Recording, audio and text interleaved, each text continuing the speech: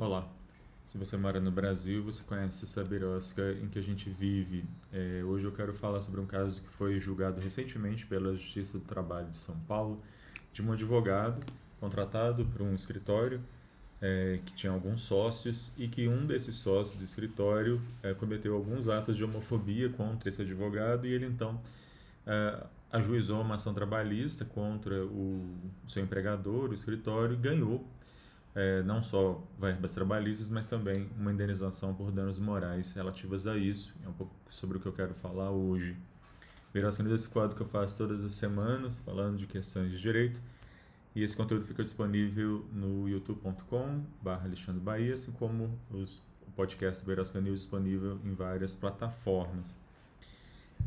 Pois bem, esse advogado uma pessoa, um homem homossexual, e ele, ao ser contratado por esse escritório, ele vivenciou vários episódios em que um dos sócios fazia brincadeiras, entre aspas, né, com relação à sexualidade do empregado ali, do advogado. Além de usar palavras pejorativas, ele também disse que o problema dele seria resolvido se ele se relacionasse com uma das outras advogadas, que isso resolveria o problema dele, vamos dizer assim. Então, é algo que não tem, obviamente, menor cabimento, ainda mais agora, em pleno 2025, mas a gente ainda tem que falar sobre esse tipo de situação. O caso foi julgado por uma das varas da Justiça do Trabalho da cidade de São Paulo, do estado e na cidade de São Paulo, e aí a juíza considerou que houve a configuração de danos morais. E aí, para quem não é da área do direito, acho que vale a pena a gente rememorar alguns fundamentos sobre o que são efetivamente danos morais. Dano moral se refere ao que a gente chama de danos de natureza extrapatrimonial, ou seja, não é um dano sobre uma coisa física e que você vai pedir ressarcimento, mas é um dano sobre questões que envolvem outros tipos de bens jurídicos, né? Como direito de personalidade, atributos, a honra, o nome, a capacidade, o status familiar, o decoro, a imagem. Eu anotei aqui alguns para eu não esquecer. Ou seja, você então sofre um dano, mas não é sobre um patrimônio físico, mas sobre outras partes aí da sua vida, da sua personalidade, para além do patrimônio físico. E aí, para conseguir uma indenização por dano moral, você precisa mostrar um dano desse tipo, de qualquer um desses tipos, um nexo de causalidade entre a pessoa que causa o dano e o dano que você sofreu, uma relação de causa e consequência, e a culpa, em geral, a culpa ou dolo daquele que comete o dano. Essa é basicamente, de forma bem rápida, a ideia da atribuição aí de pagamento por danos morais.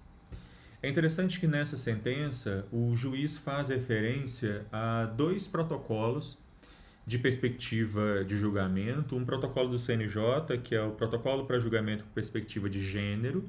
que abarca não só questões que os juízes devem observar relativas às mulheres, porque a gente sabe que existem vieses de julgamento que vão fazer com que mulheres sejam consideradas, principalmente em crimes de natureza sexual, mulheres sejam vítimas duplamente do próprio judiciário, mas também esse protocolo também abarca homofobia e a transfobia como questões de gênero lato sensu. Então a juíza faz referência a esse protocolo do CNJ e faz referência a um protocolo específico do Tribunal Superior do Trabalho, que é o protocolo para atuação e julgamento com perspectiva interdisciplinar, interseccional e inclusiva. E isso é muito interessante porque a Justiça do Trabalho então tem um protocolo específico que parte desse dado CNJ para falar de discriminações, como que a discriminação, inclusive dentro do próprio judiciário, ela precisa ser observada para justamente não acontecer, juízes tomarem conta e tomarem atenção na hora de julgarem, de não fazerem pré-julgamentos discriminatórios, por exemplo, com relação à sexualidade e gênero das pessoas, como exatamente é esse o caso aqui. Infelizmente, a gente sabe que nem sempre o judiciário é estão atentos a esse tipo de questão, e esse protocolo do CNJ e do TST, os dois protocolos, eles são bastante interessantes nesse sentido. Diz também o juiz do caso que o empregador ele tem o dever de garantir um ambiente de trabalho que seja rígido, seguro e livre de riscos e, é claro, livre de qualquer forma de discriminação que garanta a integridade não só física, mas também a integridade psíquica de todos os empregados. E aí, nesse sentido, são mencionados o artigo 7º, inciso 22 da Constituição, que fala exatamente da questão da não discriminação no local de trabalho. Também o artigo 157 da CLT, que vai complementar essa mesma ideia, assim como, inclusive, os artigos 186 e 927 do Código Civil, que também vão falar sobre, especificamente, a questão do dano moral, enfim. Então, há dois protocolos que devem orientar a leitura dessas normas, há a citação aí da Constituição e da CLT, do Código Civil, e aí então o juiz vai falar que em casos de discriminação, assim como em casos de assédio, seja esse assédio moral, seja esse assédio de natureza sexual, a gente deve dar uma especial, uma leitura especial, bem atenta à palavra da vítima. E aí, nesse sentido, é que o judiciário, então, inverte o ônus da prova, ou seja, o empregado, ele alegou que sofreu essas formas de discriminação, mas caberia à empresa provar o inverso, né? Provar que não houve aquilo que ele estava alegando, exatamente porque esse tipo de crime ele geraria um tipo de prova muito difícil para a parte mais fraca da relação trabalhista, que é exatamente o empregado, e segundo o judiciário, a empresa não se desincumbiu do ônus de provar que não havia nenhuma forma de discriminação. E, portanto, ela condena a empresa, esse escritório, a pagar uma indenização de R$20 mil para o advogado, além, é claro, das outras verbas trabalhistas que ele estava reclamando. Vale a pena, só para a gente finalizar, também mencionar que o judiciário aqui reafirma uma decisão do Tribunal Superior do Trabalho que declarou inconstitucional algumas alterações feitas em 2017 com a reforma trabalhista do Temer,